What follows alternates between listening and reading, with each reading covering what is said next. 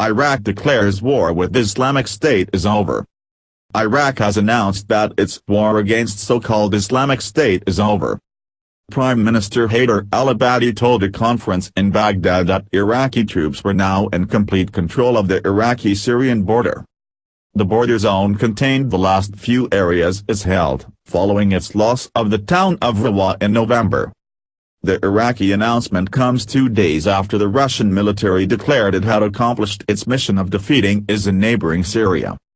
The jihadist group had seized large swathes of Syria and Iraq in 2014, when it proclaimed a caliphate and imposed its rule over some 10 million people. But it suffered a series of defeats over the past 2 years, losing Iraq's second city of Mosul this July and its de facto capital of Raqqa in northern Syria last month. Some IS fighters are reported to have dispersed into the Syrian countryside, while others are believed to have escaped across the Turkish border.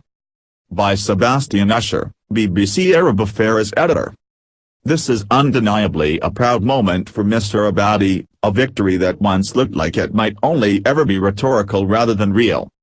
But if the direct military war with IS in Iraq is genuinely over, and the country's elite forces can now step back after a conflict that's taken a huge toll on them, it doesn't mean the battle against the group's ideology or its ability to stage an insurgency is finished, whether in Iraq, Syria or the wider world. Attacks may be at a lower level than they once were, but Iraqi towns and cities still fall prey to suicide bombers, while the conditions that fueled the growth of jihadism remain, even in the territory that's been recaptured. Mr. Abadi said on Saturday, "Our forces are in complete control of the Iraqi-Syrian border and I therefore announce the end of the war against Daesh, IS. Our enemy wanted to kill our civilization, but we have won through our unity and our determination. We have triumphed in little time." The Iraqi armed forces issued a statement saying Iraq had been totally liberated from IS. Last month, the Syrian military said it had fully liberated the eastern border town of Abu Kamal, IS's last urban stronghold in that country.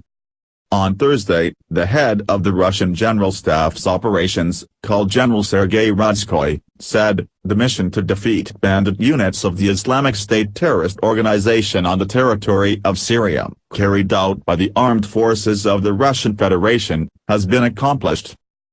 He said Russia's military presence in Syria would now concentrate on preserving ceasefires and restoring peace. The collapse of IS has raised fears that its foreign fighters will escape over Syria's borders to carry out more attacks abroad.